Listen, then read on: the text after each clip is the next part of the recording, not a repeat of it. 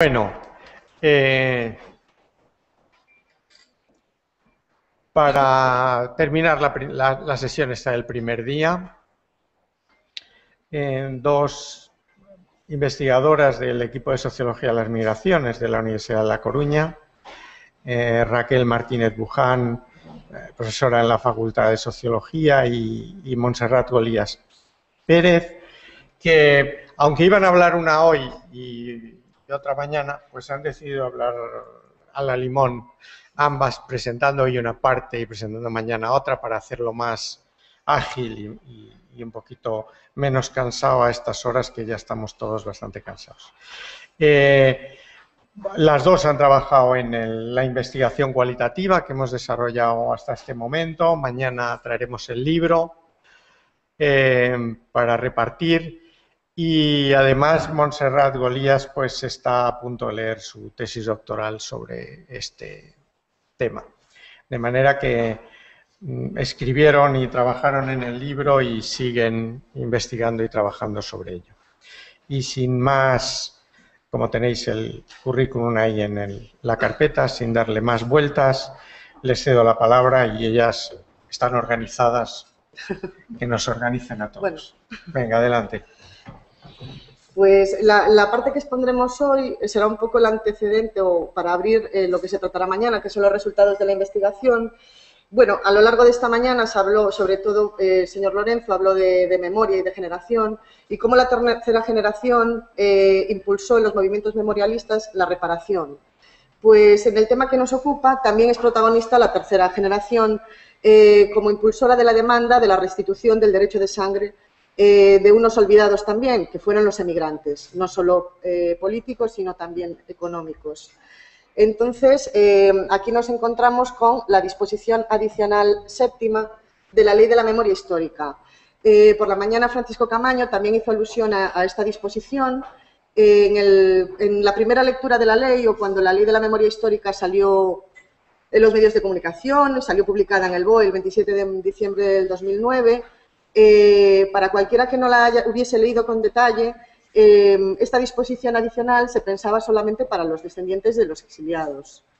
Esta mañana se volvió a presentar esta disposición y solo se hizo referencia a ese anexo 2 o segundo supuesto, que es para los nietos de los que perdieron la nacionalidad por causa del exilio. Sin embargo, se obvió uno de los anexos más importantes y el que ha aportado un mayor volumen de solicitudes a través de la Ley de la Memoria Histórica de solicitudes de nacionalidad, que es el anexo 1, que confiere la nacionalidad a los hijos y nietos de emigrantes. Aquí vemos los anexos. A los hijos y nietos de emigrantes.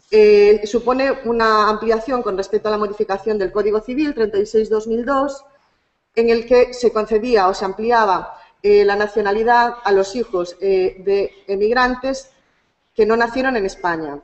El anexo 1 la amplía también a los nietos de hijos de esos españoles de origen que nacieron ya en el exterior.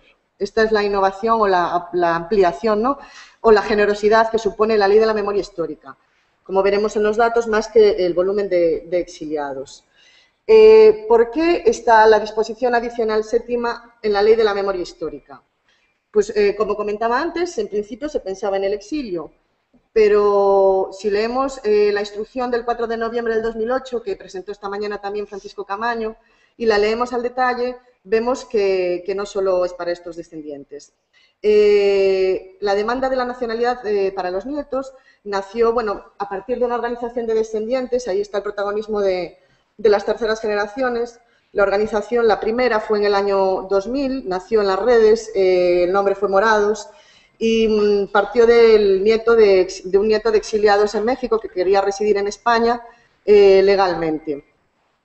En este momento, en el año 2001, en el 14 de abril del año 2001, Morados reclama la nacionalidad de sus abuelos, en este caso, con una campaña de misivas pues, a todos los representantes. Yo creo que el propio Camaño ha recibido abundantes cartas desde el 2004 hasta el 2005 de estos peticionarios y reclamaba la nacionalidad. La primera carta era dirigida al rey, Por lo tanto, Morados pues usaba la bandera morada que representaba a la República. Sin embargo, en su campaña, el primer receptor era el rey, recordándole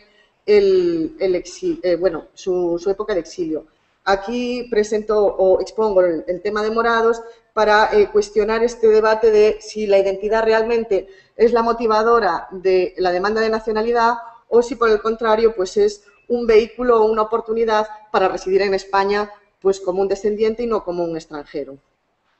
Se prometió esta reforma o esta modificación del Código Civil que le confería la nacionalidad a los nietos a través de la modificación, pero cuando llegó esta modificación, como comenté antes, solo se facilitó la nacionalidad a los hijos de españoles en el exterior y los nietos quedaron excluidos.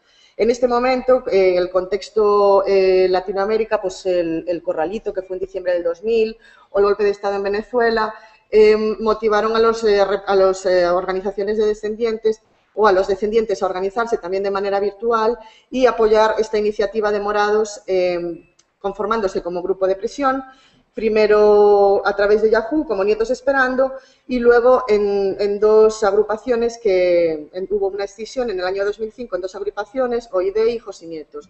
¿Por qué quiero presentar estas dos agrupaciones? Porque distinguen esta doble intención o doble motivación en la solicitud de nacionalidad. Por un lado están los hijos y nietos de españoles cuya bandera es la identidad, y por el otro lado es OIDE, que es una organización que defiende pues, la utilidad, por decirlo de alguna manera, que le ofrece la nacionalidad. En el momento de la demanda era la exención de los visados o el tener automáticamente la nacionalidad sin pasar por la ley de extranjería o por la solicitud del permiso de residencia. A partir de este movimiento se conforma un grupo de presión, se envían misivas, el Estatuto de Ciudadanía reconoce el poner en marcha una legislación sobre nacionalidad y en el periodo de 6 meses. Durante este tiempo, el tiempo se echaba encima, entonces en ese momento había dos leyes en marcha, la Ley de Adopción Internacional y la Ley de la Memoria Histórica. Esta segunda ley es la que estaba más avanzada y se iba a aprobar de manera más inmediata y es por ese motivo por el que se incorpora el anexo 1, en el que se confiere la nacionalidad a estos demandantes dentro de la disposición adicional séptima.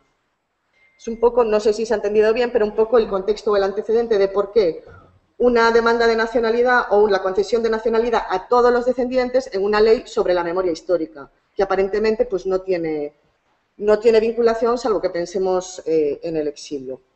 Y esto es, a partir de aquí, bueno, pues surge la investigación, estos 3 anexos y bueno, le doy paso a Raquel para que explique un poco cómo fue el... Sí, bueno, la investigación tenía como objetivo principal analizar las potenciales repercusiones migratorias que iba a tener la concesión de la ciudadanía española a estos solicitantes de la nacionalidad. Entonces, era un poco analizar un movimiento migratorio que en muchos casos no se había producido. Entonces, era estudiar las potencialidades, ¿no? Porque el Gobierno español también, digamos que eso fue la parte que más preocupaba, más problemática o más mediática, entre comillas, que más salió en los medios de comunicación, ¿no? Cuando se hablaba de la famosa ley de nietos con esta disposición adicional séptima.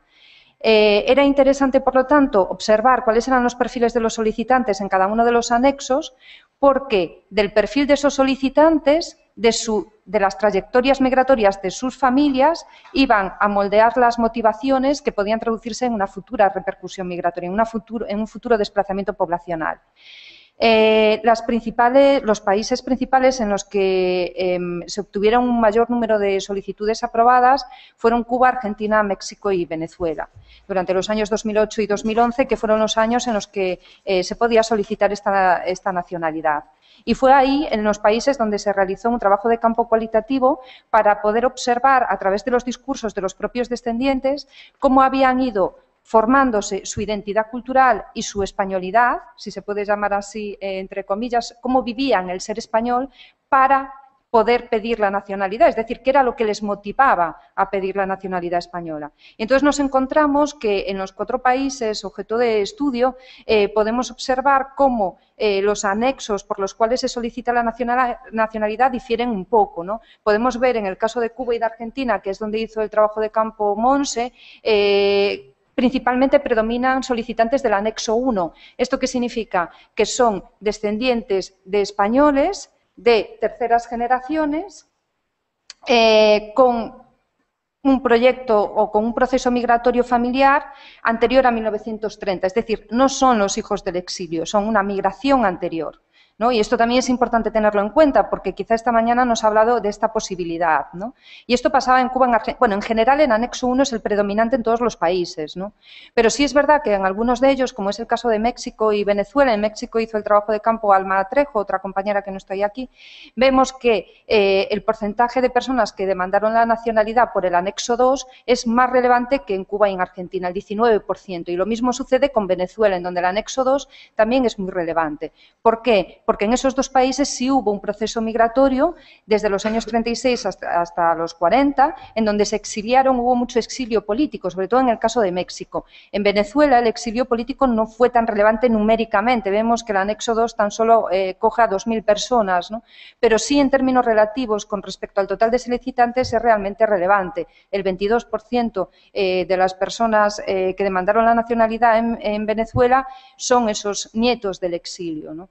Y eso va a configurar unas motivaciones para demandar la nacionalidad y unas potenciales repercusiones migratorias diferentes en cada uno de estos países. Además, que la identidad que se transmite culturalmente y generacionalmente entre los distintos descendientes también va a ser diferente según el anexo en el cual se encuadra cada uno de ellos. Por eso queríamos hacer un poco este panorama general para poder completar un poco también lo que se había hablado esta mañana. El trabajo de campo, en total, se hicieron 151 entrevistas en profundidad entre los 4 países. En concreto, estábamos entre 10, 15 entrevistas en profundidad y 4 grupos de discusión en cada uno de ellos. Un trabajo de campo que tuvo sus vicisitudes, porque organizar un trabajo de campo tan amplio y coordinarlo, pues tampoco es una tarea tan sencilla, ¿no? Sobre todo en contextos en los que no es tan fácil realizar un trabajo de campo, como es el caso cubano, que nos puede comentar Monse, o también como es el caso venezolano. La cuestión es que al final se consiguieron todas las entrevistas y yo creo que fue uno de los trabajos de campo más enriquecedores también de nuestra carrera, ¿no? Porque nos permitió entrar en contacto con distintos movimientos migratorios y entender sobre todo el pasado de los propios españoles, ¿no? Yo creo que nos puso ahí incluso en conexión con nuestra propia historia familiar, que todos tenemos cerca un proceso migratorio en el exterior, ¿no? En definitiva, estos procesos migratorios era necesario conocerlos porque considerábamos que la repercusión migratoria iba a ser distinta según el orden generacional del solicitante. No es lo mismo los hijos de los descendientes que los nietos de los descendientes. No es lo mismo la segunda generación ni la tercera generación. Ambas motivaciones son distintas, la transmisión de la identidad cultural también y, por lo tanto, el potencial migratorio también difiere según el orden generacional en la familia, ¿no? Por lo tanto, lo que se quería analizar era la fuerza del vínculo histórico que existía entre esos proyectos migratorios y, además, cuál había sido el impacto de la tradición migratoria y cultural en la configuración de los flujos de inmigrantes, futuros flujos migrantes hacia España, ¿no? Sí, tú. Pues distinguiendo esta introducción que acaba de hacer Raquel, vamos a empezar con Cuba. Quizá lo deberíamos haber dejado para el final porque es el caso diferenciado en cuanto a memoria, identidad y demás. Los nietos solicitantes en Cuba son nietos. Raquel habla de varias generaciones. En el trabajo de campo, en los países en los que yo lo he realizado, pues he trabajado con la tercera generación en cuanto al migrante. Sí, he establecido entonces diferencias según las quintas. Al encontrarnos con descendientes de diferentes periodos migratorios, he encontrado terceras generaciones con un abismo en cuanto a corte de edad. Sobre todo, bueno, pues en el caso de Argentina, donde hubo varios flujos. En el caso de Cuba, la llegada o los primeros migrantes, los pioneros, los abuelos de los solicitantes, llegaron en épocas anteriores a al crack del 29, a 1930. Es una migración considerada laboral, el vínculo de Cuba como colonia con España todos lo conocemos, aquí hay grandes historiadores, entonces tampoco me voy a parar en esos flujos migratorios. Hay una escasa presencia del exilio, sí hay un paso de intelectuales, un paso importante por Cuba y una impronta muy importante en la sociedad cubana, en la arquitectura, en la literatura y demás. Pero como exiliados en sí, el número es escaso. Presenta una diferenciación con respecto a otros países y es el que hay un periodo de exilio tardío, ¿no? A partir de la Revolución de 1959, Cuba abre las puertas a contrarios al régimen de Franco. Por eso la fecha esa del 55 a mí no me convence mucho como fecha de fin del periodo de exilio, porque, por ejemplo, en el caso de Cuba llegaron en épocas posteriores al 55. Y luego también hay otra particularidad que es los repatriados. Cuba se caracteriza por sus migraciones de ida y vuelta. Los que llegaron en la primera fase de la era de la migración masiva, muchos retornaron a España a partir del crack del 29 y del machadazo, y al llegar a España se encontraron con la guerra civil y con la dictadura, y los que tenían hijos que habían nacido en Cuba pudieron ser repatriados sus hijos y ellos como cuidadores. No hay muchos casos y de hecho hay un número de niños de la guerra, yo creo que en el momento que hice el campo eran 140 y pico, ahora serán menos. Su adaptación a la sociedad de destino de esta primera generación, bueno, supongo que todos recordáis la obra de Miguel Barnet, que retrata muy bien el momento de la emigración, el barco y demás, pero también de la integración. Cuba se caracteriza por su mixtura real, por una integración real. De hecho, quien conozca Cuba ve fusiones impensables en otras sociedades, gallegos con chinos, con haitianos mezclados, y eso es difícil de ver en otras sociedades. Hay matrimonios mixtos, es decir, hay una integración real, y esta integración junto o unida a la distancia con los primeros migrantes produce un debilitamiento de los lazos y de la identidad. Se van diluyendo con otras culturas y van desapareciendo también con el tiempo. Ayuda las rupturas, los gobiernos a ambos lados, la dictadura y los procesos nacionalizadores en los años 30, en los años 40 en Cuba, la propia Constitución, la ley del 50% que obliga a nacionalizarse sobre todo a empresarios o pequeños comerciantes españoles residentes en Cuba, y ya pues el triunfo de la Revolución en 1959, que aquel que debe mostrar su adhesión al ideario nacional, evidentemente renunciando a su nacionalidad y adquiriendo la cubana. Esto es lo que produce que los españoles residentes en la isla pierdan su nacionalidad. Sí hay en cuanto a las comunidades regionales, sí hay una importancia de los centros regionales. A pesar de la revolución, se vuelven a abrir los centros regionales bajo el tutelaje del Estado. Hay una importancia que no se debe obviar, pues por todo este tiempo de presencia de España en Cuba. Existen prácticas populares y culturales, pero más bien folclóricas y en estos ámbitos de centros culturales. En las familias esas prácticas han desaparecido por lo que he comentado antes, por lo que tampoco hay una identidad fuerte en los solicitantes en la isla. En cuanto a Argentina, me alegra que haya hablado el señor Devoto antes, porque confirma lo que nosotros hemos observado en el trabajo de campo en Argentina.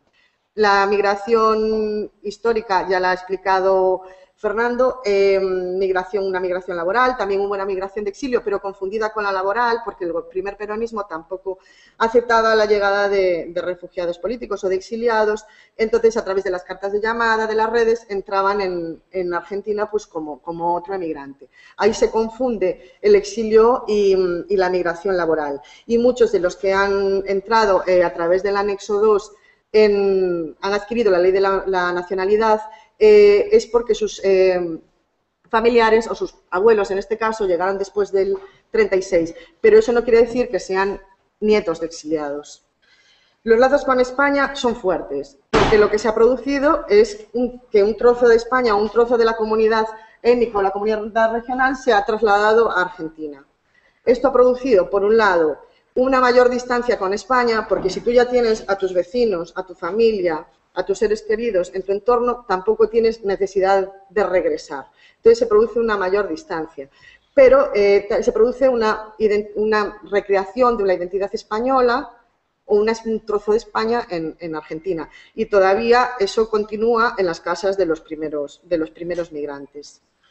Los lazos con España se han mantenido, se siguen manteniendo y se rompen, pero no se rompen porque las primeras generaciones aún viven, a diferencia del caso de Cuba, aún nos encontramos primeras generaciones en Argentina, pero sí se han diluido, han desaparecido o la identidad es discontinua en la segunda generación, saturada del llanto, preocupada más por integrarse, por ya no ser el hijo de gallego, sino ser un argentino más,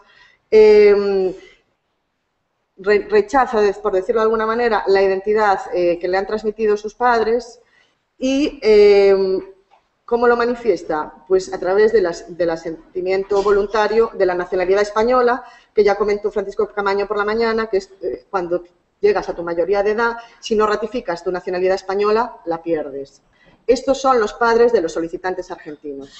Los solicitantes en Argentina son los hijos de esas personas que renunciaron a la nacionalidad española, muchos de ellos sin saberlo, o otros de manera intencionada porque no la creían útil ni necesaria, a través del asentimiento voluntario.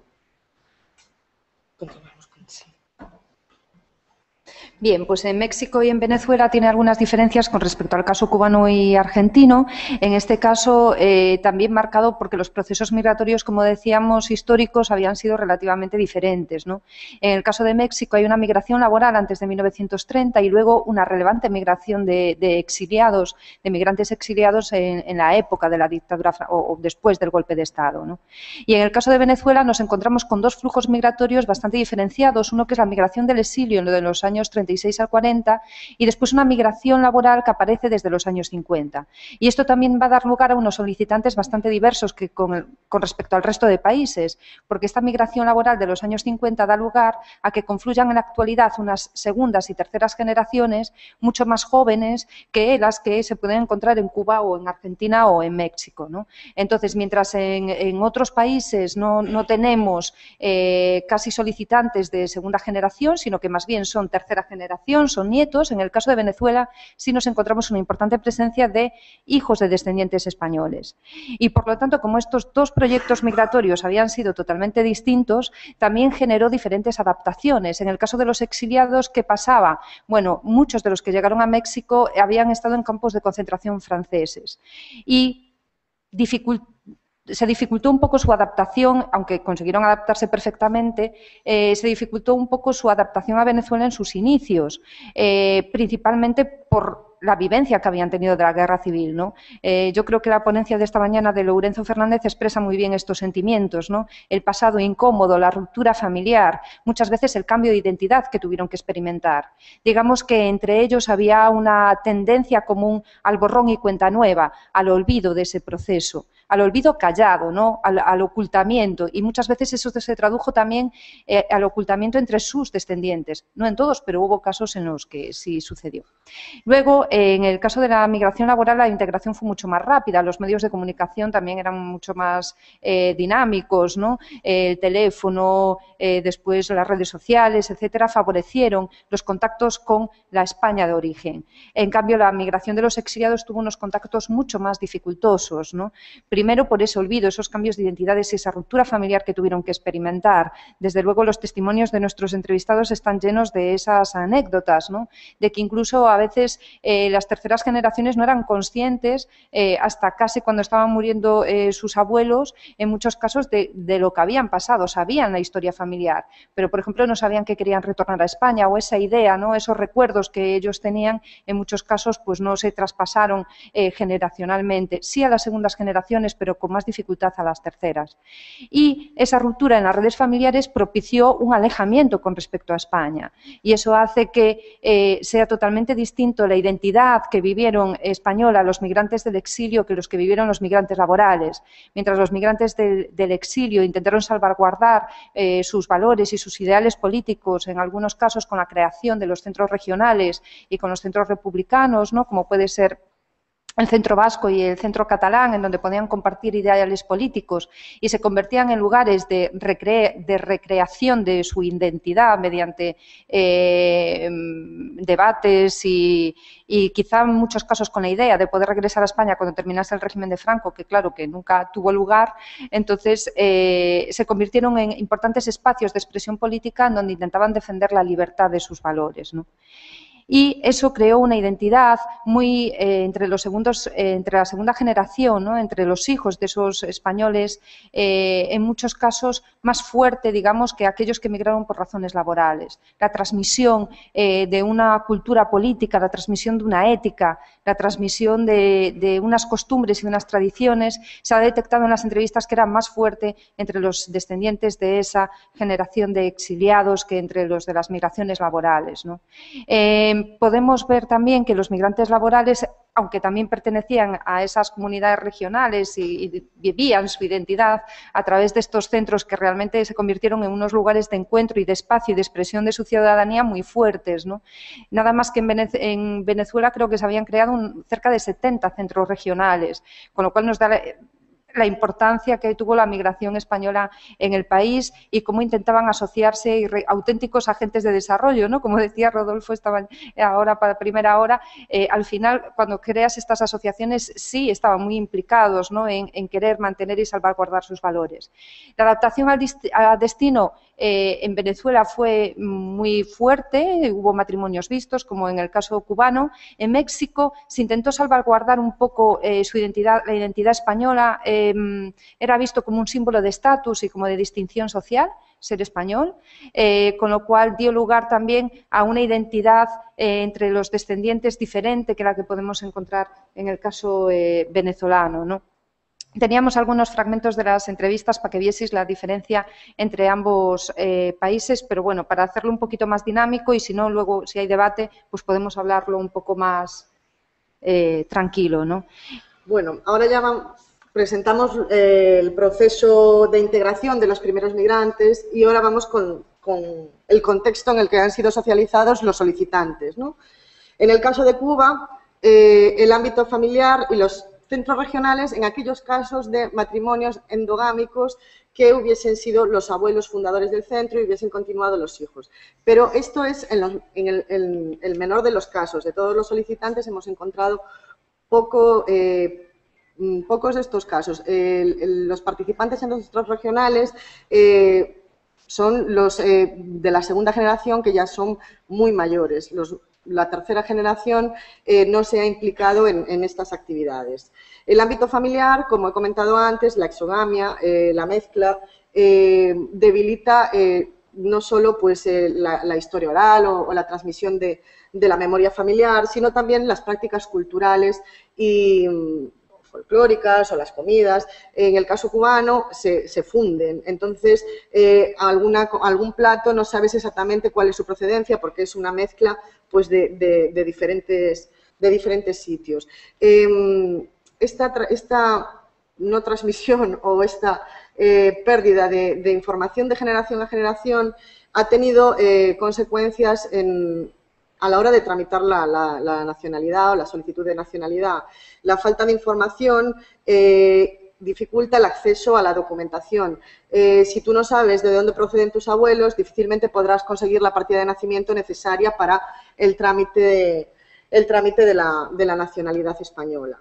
Aún así, como podéis ver en los datos y como se presentará mañana, los cubanos han hecho lo posible para conseguir reunir toda su documentación, presentando el mayor número de solicitudes en todo el mundo, hasta el 40%, ¿no?, del total de las presentadas en todo el mundo. El contacto con el contacto que tienen los solicitantes con España, más que residir en la memoria familiar o en la memoria migratoria de sus familias, se ha reactivado en las terceras o más bien en las cuartas generaciones a través del contacto con los nuevos migrantes, ¿no? Con los emigrantes de este siglo, cubanos que han viajado pues, a Miami o que han viajado a España, más que los lazos familiares con los pioneros de la cadena migratoria. Estos lazos se han reactivado en las cuartas generaciones, pero estos, como son solicitantes excluidos, los nietos mayores de edad están excluidos en la solicitud de nacionalidad española, no deberían aparecer pues, en este cuadro. Las terceras generaciones y las segundas, pero sobre todo las terceras, que serían los nietos, han sido socializados en la burbuja de la Revolución y entonces su identidad es totalmente cubana. Si reconocen España como un atractivo, ¿no? Como un espacio de oportunidades, que es lo que hablaremos mañana, pero no como un lugar de pertenencia de su memoria o de su identidad. Sí. En el caso argentino se ha dado lo contrario, el ámbito es la familia extensa, la endogamia familiar, sí se han transmitido esos valores, se han transmitido la comida, las tradiciones, se han mantenido contactos con origen y todo esto ha pasado de generación en generación, pero con diferente intensidad, como se comentaba antes. La segunda generación tiene menos intensidad que la tercera. Puede ser por varios motivos, bien porque la segunda generación está saturada, como hemos comentado antes, o porque la relación entre nietos y abuelos es diferente. Los abuelos, con la distancia, pues cuentan cosas a sus nietos que no contaban a sus hijos, también pasan más tiempo con ellos. Diferentes cuestiones, pero una de ellas también, que es lo que quería señalar al principio cuando hablaba de las organizaciones de descendientes, las identidades son múltiples, son cambiantes y la ley de la memoria histórica o la aparición de la ley de la memoria histórica sí que ha generado ese reavivamiento, por decirlo de alguna manera, de la identidad española entre los argentinos. Un reavivamiento que ha trascendido a la escena política de los descendientes de españoles en el exterior, en el caso de Argentina. Bueno, y en el caso de México y de Venezuela, bueno, lo que queríamos ver en este apartado, digamos, de nuestro trabajo de campo, era ver cómo se mantenían los vínculos con España, porque considerábamos que cómo se había mantenido la comunidad transnacional a lo largo de los últimos 50 años nos iba a dar una idea un poco de cómo era el dinamismo de la identidad española entre las segundas y entre las terceras generaciones, ¿no? Cómo se construía en base a qué y qué diferencias había entre la segunda y la tercera generación, ¿no? Entonces, mientras podemos ver que la recreación de identidades a través de los centros regionales es realmente un espacio importante para las segundas generaciones, es decir, transmitir la cultura a través de las instituciones, a través de las escuelas, de los centros regionales, de los bailes típicos, del folclore, de la música, de las tradiciones culinarias, muy importante, los sabores, la gastronomía gallega. Era una fuente que otorgaba identidad a las segundas generaciones, pero ese lazo se iba perdiendo, se iba tornando un poquito más débil a medida que íbamos bajando hacia las terceras, ¿no? De todas formas, hubo una asimilación muy fuerte de los españoles que vivieron tanto en México como en Venezuela y muy pronto se adaptaron al país y consiguieron mantener unas relaciones salvaguardando su identidad con sus coétnicos, pero también manteniendo bueno, pues una adaptación muy fuerte al contexto que les tocaba vivir, a pesar que en muchos casos eran refugiados y exiliados políticos, ¿no? Entonces, en esos casos, lo que podemos ver también es que la familia, fuente importante de transmisión de la identidad, ¿no?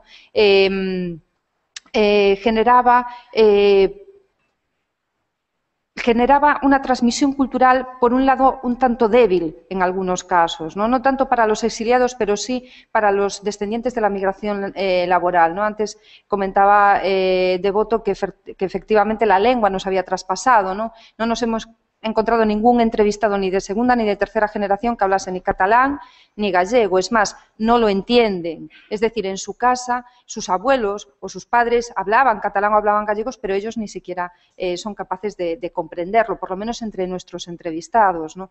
Con lo cual eso da una imagen de que la identidad se iba transmitiendo no a través de los lazos más fuertes que podemos entender, ¿no? Como puede ser la lengua, como pueden ser unos determinados valores, pues no sé, que se identifiquen o que los entrevistados se identifiquen con España, sino más bien con una parte más popular, ¿no? Eso no quiere decir que en algunos casos existiesen, es decir, a ver, hay situaciones mixtas, no son excluyentes, ¿no?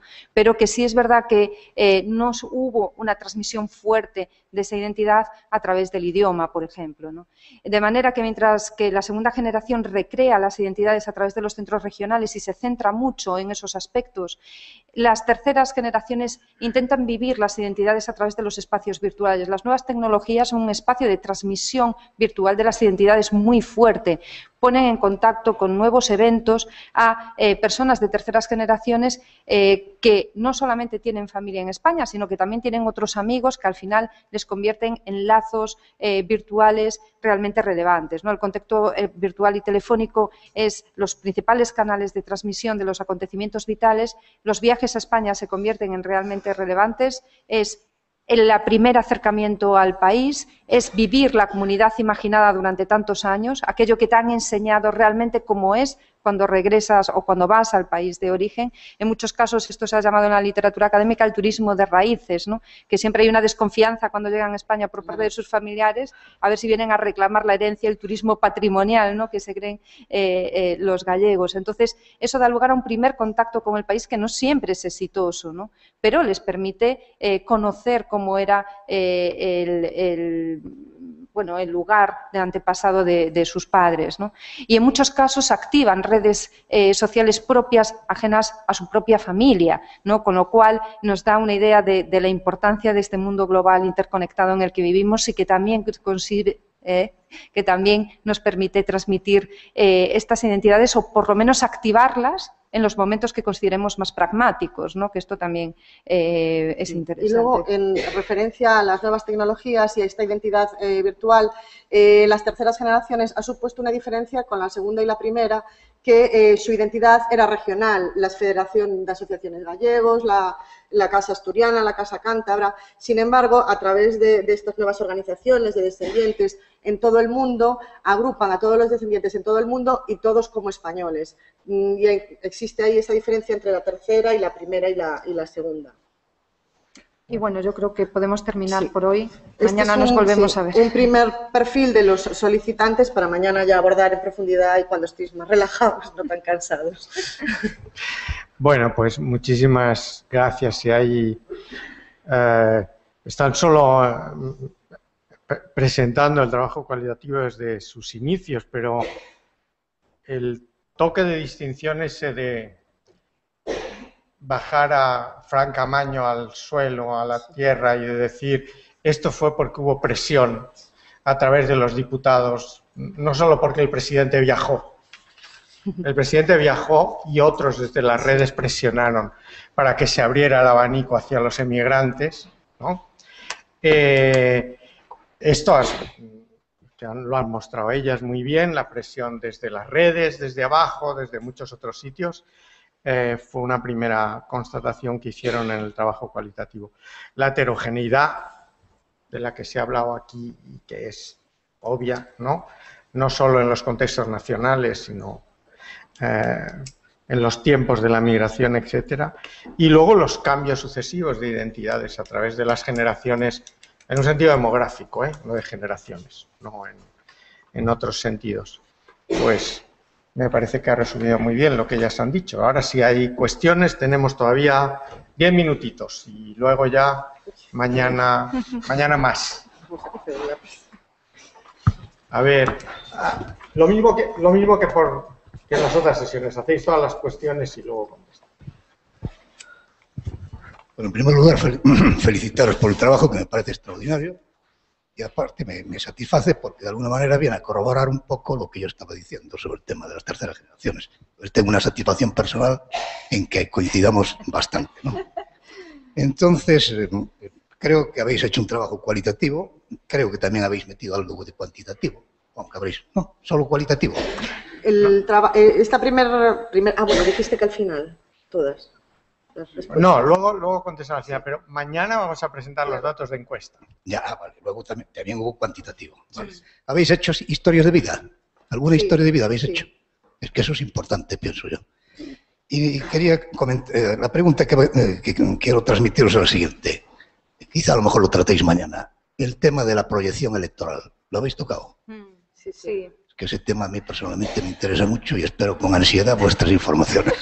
Pues yo creo que queda todo para mañana, porque son los resultados de la investigación. Simplemente una alusión a algo que creo que ya sabéis, que es que estoy seguro que habéis recurrido en algún momento a al auxilio de los centros gallegos, de la Casa de España, etcétera, etcétera. La pregunta sería, la recluta, digamos, de los preguntados, ¿las hicisteis a través de los centros? ¿Recibisteis ayudas externas? Es un poco, digamos, la pregunta, para entrar un poco en el fondo, ¿no? Y después una muy breve referencia a la Xunta. Creo que sabéis, a mí personalmente hubo una época en que trabajé con temas de migración, en mi vida profesional, y era muy frecuente que me preguntaran, me pidieran ayuda para que cuando yo llegase a Santiago, pues a través de un organismo que existe en la Xunta, pues se hiciesen indagaciones respecto de antecedentes, etcétera, etcétera, que eso después se transmitían generalmente a través de ese organismo a los ayuntamientos, ¿no? Es decir, que supongo que sabéis que ese tipo de colaboración institucional existe. Y nada más, muchas gracias. Vale, mi pregunta es más bien teórica porque, bueno, han comentado las ponentes que las identidades eran, o sea, los resultados de la investigación sugieren que las identidades son múltiples, ¿no? Pero mi pregunta no va tanto por los resultados o sea, las respuestas que obtuvisteis de vuestras entrevistas en profundidad y de los grupos de discusión, sino de la definición de identidad, porque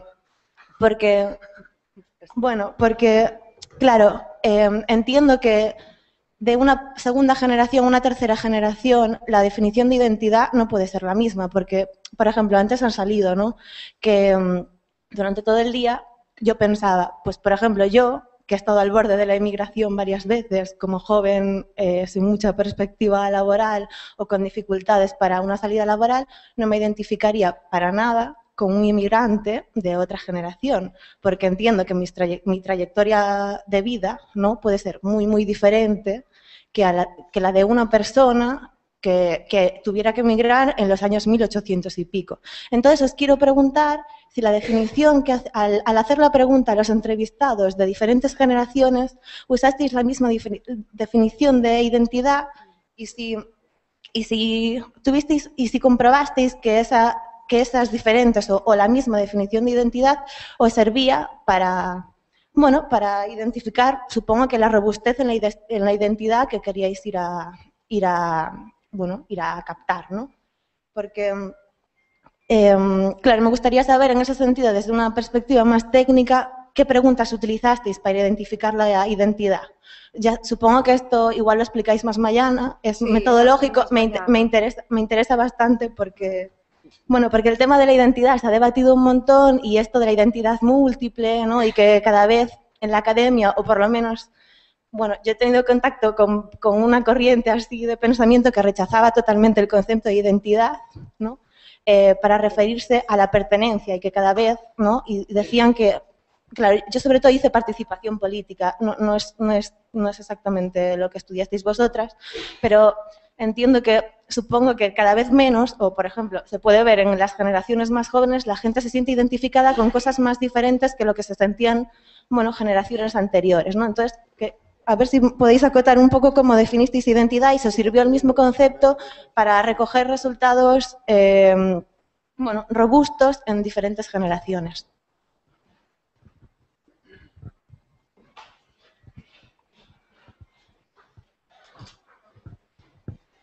Bueno, primero lamento que no pude escuchar la primera parte.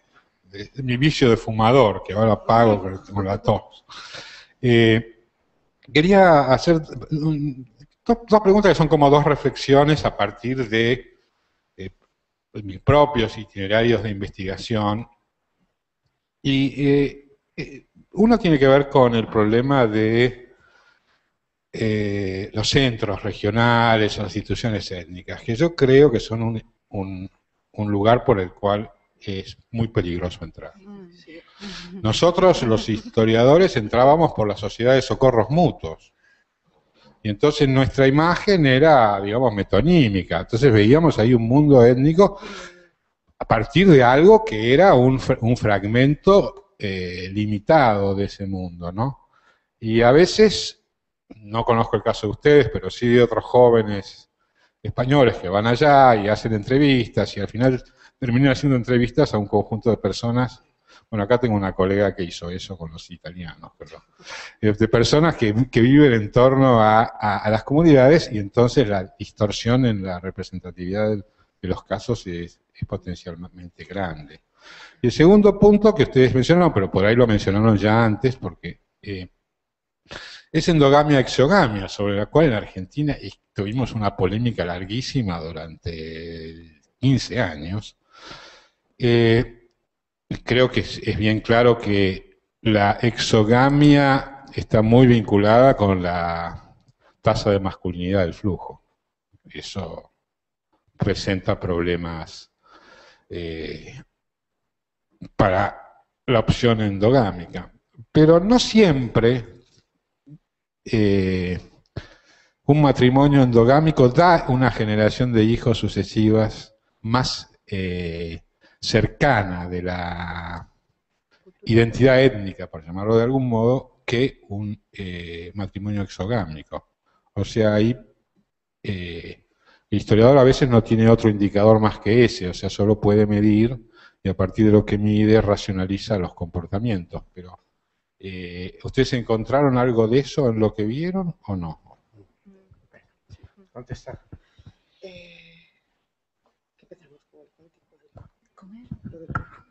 Vale, sí. La primera pregunta, que era si habíamos hecho trabajo cuantitativo y cualitativo. El primer acercamiento, que es lo que presentamos Raquel y yo hoy, que continuamos mañana con los resultados, es una investigación cualitativa en tiempo real, durante el momento de aplicación de la ley, del 2009 al 2011. Actualmente, que Antonio ya lo comentó esta mañana en la presentación, están realizando una investigación cuantitativa. Una vez ya se ha cerrado la aplicación y ya se ha finalizado el proceso. En cuanto al tema de la proyección electoral, no sé exactamente cuál es su pregunta.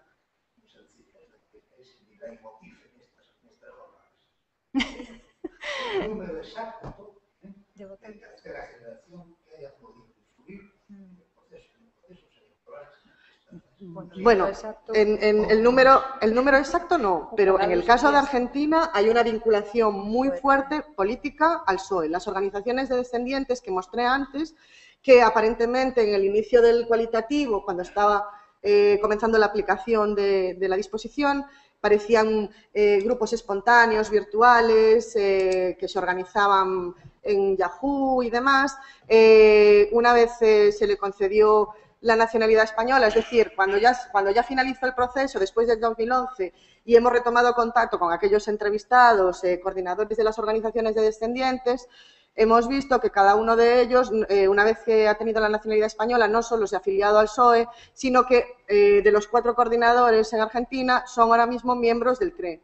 O sea que la vinculación con la política, yo en Argentina la tengo muy clara. Del CRE, del Consejo de Residentes en el Exterior, que bueno, es la representación de la ciudadanía en el exterior. Yo... Elecciones gallegas, por un caso políticamente bien. ¿Tenéis número? Bueno, ahí los resultados están publicados, los resultados electorales están publicados por consulados y por países en la página web del Ministerio. Puedes ver que han perdido las elecciones después del proceso, el PSOE ha perdido las elecciones, sin embargo se ha incrementado, ahora no recuerdo el porcentaje porque este tema no tenía pensado presentarlo, pero sí se ha incrementado el porcentaje en la tendencia de voto exterior hacia el PSOE. Aunque hayan perdido, en el voto exterior sí, o sea que el relevo generacional en algunos casos, yo creo, bueno, yo en Argentina y en Cuba lo he visto, sobre todo en Argentina, hay una inclinación hacia el voto de gratitud, por llamarlo de alguna manera, al Partido Socialista. Sí, yo a ver, números exactos no se pueden tener porque es un trabajo cualitativo, entonces no es posible, ¿no? Pero yo, si sirve de ejemplo, a todas las personas de tercera generación que he entrevistado, incluso las de segunda generación que he entrevistado, ninguna contestó que votaría una cosa distinta que no fuese el PSOE. Y los medios de contactación que se han hecho, que es muy relevante porque es realmente como obtenemos ese espacio para saber quiénes son los solicitantes, es cierto que ha estado muy vinculado a las asociaciones, organizaciones, fundaciones vinculadas a la creación y que hacían presión para aceptar o para que saliese esta disposición adicional, ¿no? También es verdad que a partir de ahí hicimos un núcleo de entrevistas que luego se extendió también hacia la embajada, los contactos que nos dieron en las propias embajadas y en los consulados. Por ejemplo, en mi caso venezolano, casi todos los contactos fueron a través de la embajada, del consulado, con lo cual había más variedad de perfiles, ¿no? ¿Qué es lo que pasa? Que los datos no nos permitían acceder a los datos consulares para poder hacer un muestreo más significativo. Eso era imposible. Entonces, los únicos medios que teníamos para empezar el trabajo de campo, antes de que Antonio iniciase también la encuesta al siguiente año, era realizarlo de esta manera. Intentamos evitarlo, pero realmente era imposible porque es la colectividad que estaba afuera y que teníamos a disposición, sobre todo en campos muy complicados, ¿no? Como es el caso de Cuba, que no podías preguntar por ahí a todo español, a ver, ¿no? Bueno, yo creo que esto se vincula con la pregunta de huir de los centros regionales. Sí. En el caso de Argentina sí se ha huido de ese sesgo. De hecho, los solicitantes entrevistados no eran participantes de la colectividad. Se han adherido, se han hecho miembros de la colectividad, entendiendo la colectividad como centros regionales o asociaciones constituidas bajo el auspicio del Gobierno español, una vez han adquirido la nacionalidad a través de la Ley de la Memoria Histórica. Sí, yo puedo decir que también los centros regionales dan como un poco de miedo realmente, ¿no? Porque las primeras entrevistas que pude hacer y que sí estaban vinculadas a alguno de esos centros, ya de personas que ya estaban en España, ¿no? La verdad es que parecía un poco obsesivo y paranoico la identidad española entre estos descendientes, ¿no? Porque algunos incluso decían que andaban con zuecos en casa, zuecos típicos gallegos o asturianos, ¿no? Terceras generaciones, gente de 20 años que anda en zuecos. O sea, es una cosa que realmente para mí es inimaginable, ¿no? Pero que ellos viven así su identidad y estaban muy asociados a estos centros regionales desde pequeños, bailaban gallego, iban a convenciones internacionales sobre folclore gallego, bueno, unas cosas, y nunca habían estado en Galicia, o sea, que es lo realmente llamativo, ¿no? Pero bueno, esto se activa también de manera sentimental, claro, que también es necesario analizarlo, ¿no? En su contexto. Otra cuestión relacionada con los centros regionales y que puede poner en evidencia el tema de la identidad es que los que sí participan, los jóvenes en Argentina, por ejemplo, que sí participaban en los centros regionales, ya tenían la nacionalidad española. ¿Por qué? Porque su abuelo se lo había pasado a sus padres como buenos miembros del centro regional, la habían reafirmado en su mayoría de edad y se la habían pasado a sus hijos menores de edad. Entonces, ellos no son solicitantes. Los solicitantes son estos nuevos que sus padres no le transmitieron o que no formaban parte de la colectividad, aunque ahora sí que han creado esta nueva organización o este nuevo incluso definían grupo como un gueto, ¿no? Los centros regionales, y que los habían apartado a veces de poder adaptarse al país, sobre todo en el caso mexicano, ¿no? Y en el caso cubano, huir por fuerza, porque el centro regional está bajo el tutelaje del Estado, no pude grabar. Y no me iban los que eran solicitantes me lo dijeron cuando yo me iba y las entrevistas se hicieron en sus casas, pero nunca iban a manifestar que estaban haciendo el trámite de solicitud delante de sus compañeros del centro regional. A ver, las dos últimas preguntas. Bueno. Contestamos a la chica primero sobre la identidad para que terminar esa ronda y así queda con las reflexiones también que sobre la definición de la identidad y qué entendemos por identidad. Es un proceso muy complicado y que puede dar para un seminario, ¿no? Conjunto sobre qué es la identidad. Nosotras lo que intentamos hacer en el trabajo de campo es identificar los sentimientos de pertenencia, ¿no? Y cuándo los activan y cómo se activan, que es lo que vamos a ver mañana. Entonces, lo que nosotros preguntábamos era, por una parte, si se sentía español y si se sentía más español que venezolano o cubano, ¿no? Intentando contraponer las dos nacionalidades o los dos espacios y, además, esto por introducir el tema, ¿no? Pero sobre todo lo que estábamos viendo, lo que queríamos detectar era qué elementos utilizan ellos, qué conexiones emocionales utilizan ellos cuando les preguntas cómo vive ser español o qué identifica con su pertenencia a España, ¿no? Y dentro de estas preguntas también está la participación política. No, o sea, no la forma parte. Lo que pasa que en cada país la respuesta es diferente, la identidad... Era más ver las conexiones emocionales que tenían con España, ¿no? Y ahí se ve con mucha claridad que hay gente que tiene muchas conexiones emocionales a través de personas, sobre todo las segundas generaciones, mi madre, mi padre, ¿no? Me enseñaron esto, o sea, todo evoca a una serie de, a otras personas, a contactos con su familia, mientras que en otras personas es, no, porque veo el fútbol y además coincidió que acababa de ganar España el Mundial cuando fuimos y como que había un sentimiento de españolidad muy fuerte a través de la... Pero es un sentimiento muy débil, ¿no? O sea, tú no tomas nota de la autopercepción del entrevistado, pero luego tú en tu observación, en tu historia de vida y en tu observación participante lo pones en cuarentena porque luego ves... Pues, y se ve con mucha claridad... Sigue en debate. Que en unos es en relación con coétnicos y en otros es sentimientos de folclore más populares, ¿no? Perdón. No. Ahora ya. Los dos comentan. Sí, como hay un asunto que está rondando siempre, que es este de la participación electoral y la influencia, quiero decir que aquí se ha hecho ya por 2 veces un seminario sobre el voto emigrante, está publicado, se hizo una tesis doctoral sobre el voto emigrante, está publicada, demuestra lo que vosotros en parte intuís, pero que no tenéis argumentos para fundamentarlo, porque no ese es el objetivo, y es que desde que se instrumentó esta forma de participación política, las colectividades de españoles en el exterior votan al partido o fuerza que está en el poder, sea el que sea.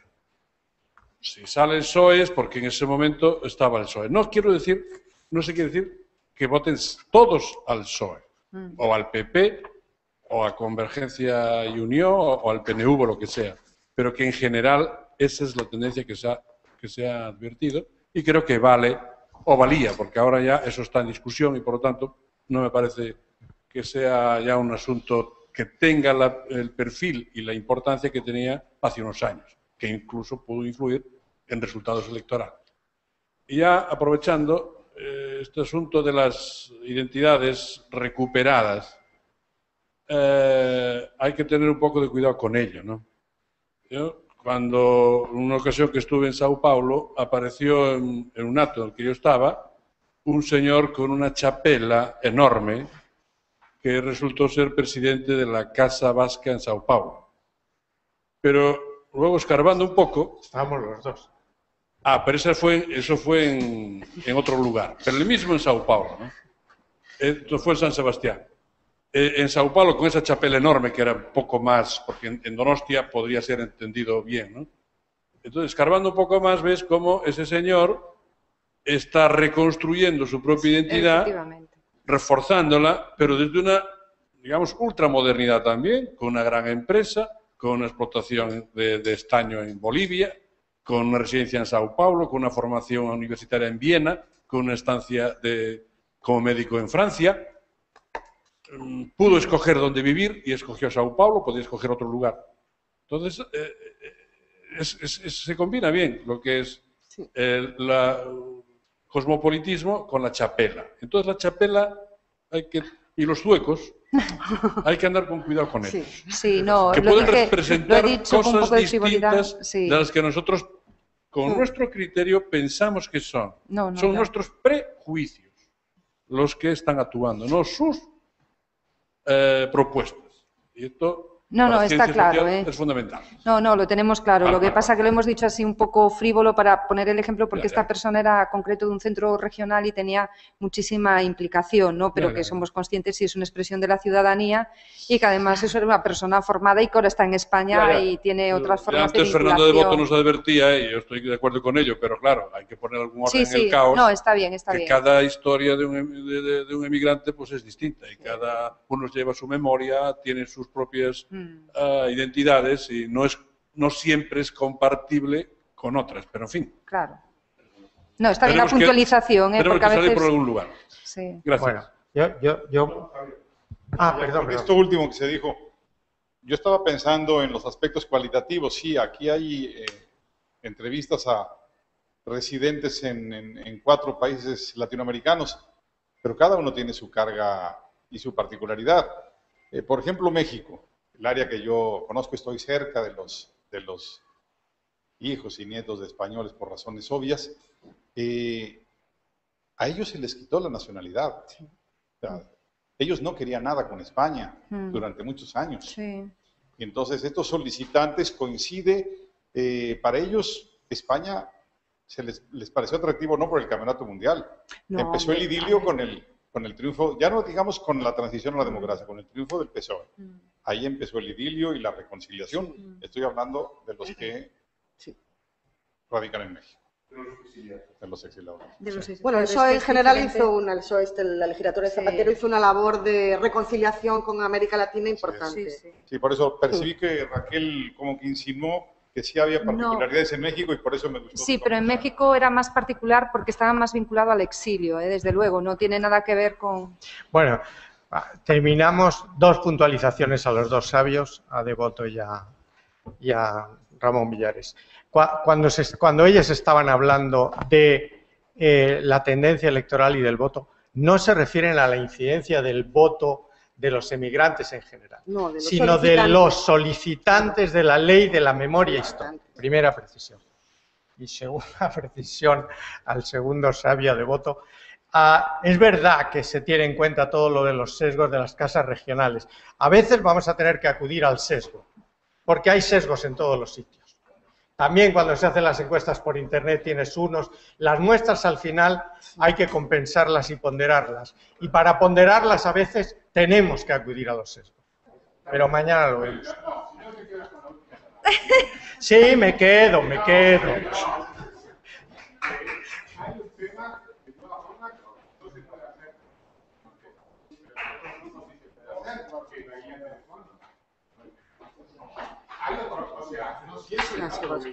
Estamos hablando de esta.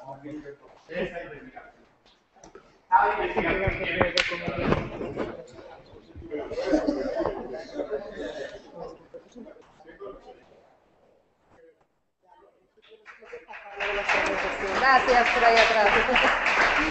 Gracias.